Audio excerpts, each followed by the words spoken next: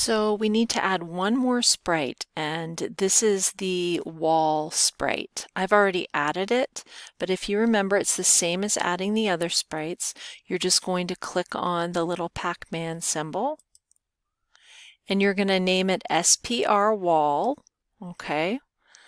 And then I'm going to click OK and then get rid of this one. And then just make sure you label it SPR wall. And then you're going to click Load Sprite and navigate to your tutorial folder and find the wall sprite. And double click on it and it will load the wall icon, and then you can click OK. The next thing we need to do is make all of these sprites into objects.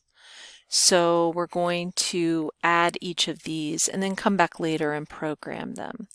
So get really good at these naming conventions here. obj underscore wall, and then you select your wall from the list. And for the wall, this is the only one. For the wall, we want to make it solid, and then click OK. And you do that for each of them. So click obj underscore rocket underscore. We're going to call these the correct names, so up.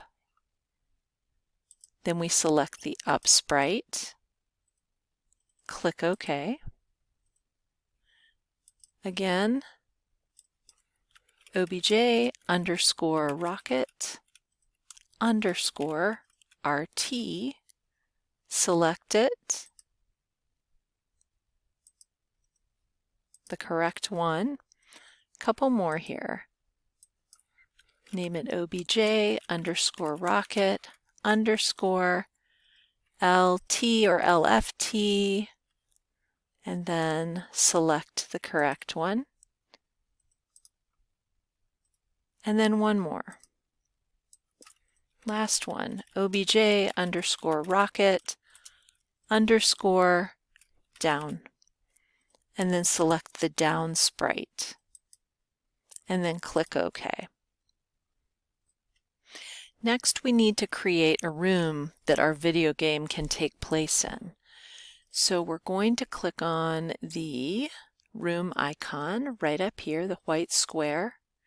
Make sure you've got your objects selected, the Objects tab at the top. And you want to select here and click Object Wall. And then if you remember from the first tutorial, you're going to create instances of the wall along the outer edge. So here we've got a wall surrounding our room. And the next thing we need to do is add an instance of the object. So it could just be one of these objects. So we're going to click on the menu item, and I'm going to choose Rocket Up. And then I'm going to click somewhere on my, just one time, somewhere on my room. When you're done with that, you can click the green check mark. And one more thing about the room, I'm just going to give it a good name. I'm going to right click on it, rename, and call it rocket underscore room. And we always want to save frequently. So you want to save every chance you get. One more thing to add before we start programming our objects is adding a background. So this is where you can get super creative. You can add a background that you created. You can add a background that's embedded within GameMaker. It's totally up to you. So I'm going to click the Create a Background button, and I'm going to call it rocket underscore background. And then I'm going to click Load Background, go into my Tutorial 1 folder, and for right now I'm going to choose wood. and then I'm going to click OK. And we'll come back to that. Now it's time to program our objects. So let's start with OBJ rocket up. So I want you to double click on that. It appears right there.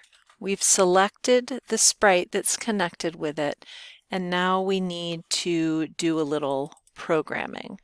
So we're going to click Add Event. Oops. And we're going to click, we have to click a bunch of these. We're going to click Key Press, and the sprite is, we need to include left, Add Event, Key Press, right, Add Event, Key Press, up, Add Event, Key Press, down. So when we press the keys, that sprite will go left, up, right, or down. But we also need a key release button as well for each of those directions. So we're going to add event, key release, left, right, up, down. So for each of these events, we need to program some things. It's not very much, and it's very similar for each of them. We need to program 2 for the key event press and 1 for the key event release. So click on press left, and in the move tab over on the right, drag that over, and it's moving left, so we need to click the left arrow button. And we want to change the speed to 5. If we leave it at 0, it's not going to move. So click OK. Then we also need to change the sprite. So there's, in main 1, there is an icon for change sprite, because when we click on the left pressing button, we want the left pointing sprite to appear. So we're going to drag that over, and we're going to, where it says no sprite, we're going to change it to left. Leave everything else the same and click OK. All right, we're going to do that for each of those. So again, we're going to go back to move, drag it over. It's going up, so we press the up arrow, we change the speed to 5, click OK. In main 1, we change the sprite so it's pointing up, so we click on the little menu item, sprite rocket up, leave everything else the same, click OK. Again, moving to right. Same thing. Drag it over. We need it to move right, so we click the right arrow. Change the speed to 5, click OK. And we need to change the sprite. So we need to change it to right pointing. And finally, down. So we drag move over, we point it down, change the speed to 5, click OK. Drag the sprite over, click on the menu item, this is pointing down, click OK. Now we've got our press events, now we need the release events.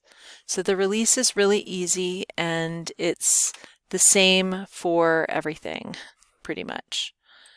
So you're going to be clicking on the first one, release left, go to the move tab, drag it over, and this time we want it to stop, so we just click the stop icon. Don't have a speed because we don't want it to move, click OK. Same thing for each of those. Stop, leave it at 0, click OK. Move to right. Stop, leave it at 0, click OK. Stop, leave it at 0, click OK. So for each of the remaining 3 rocket sprites, you need to do that same process. So one way to approach this, and I'm a little late on this, so I'm going to have to manually do it, is you could duplicate the rocket up. You just have to be very careful that you reset the sprite that it's associated with, and you just want to make sure everything, if you feel adept at doing that, you can do that. Otherwise, you move on to the next sprite, you add all those events, and you program the actions with those events. So I'm going to do that and come back and pause the video and come back and share what I've done. Okay, so I have programmed all of the keyboard events for each of the instances of the sprites. So you can see I double click on Object Rocket Up, all of them are there, and right, left, and down. Okay? So the final thing you can do if you want, and I recommend this is a really fun thing you can do if you're artsy and want to add a little flair, is you can go back to your room. And so I'm going to double click on my rocket room. And right now I've got just sort of a plain background. So before we were on the Objects tab, if you click on the Backgrounds tab, you can select a different color for your background. So I can select like a blue, and it'll turn it blue. And you can also add a foreground image. So I'm going to click on that. And you can see I've added the background here. We did that earlier. So I'm clicking on this little menu item and choosing Rocket Background. And actually, I'm going to take that back. I don't think we need to select the foreground image because we don't want it to cover over everything. So do not select that, but you can select whatever image you have pulled into your background folder. And now the final thing is to demonstrate how wonderful this is when you play it.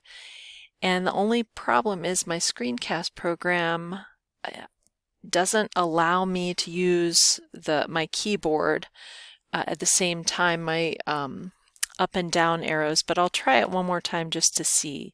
So I'm going to click on Preview. There's my little icon here. Oh, it's working. There we go. So when I press the up arrow, right arrow, down arrow, left arrow, I've got a little rocket ship. Pretty nifty. The one final thing I want to say is you're going to have to submit this. So you want to make sure you've saved all along and saved with an appropriate name. You can see the first time you save, it's going to ask you to name your file. I've already done that. If for some reason you didn't name it very well, you can do a save as and create a copy and name it appropriately when you do save as. So you can come here and name it something else. Navigate to, hopefully you have a folder on your desktop for this class, and you can save it in there.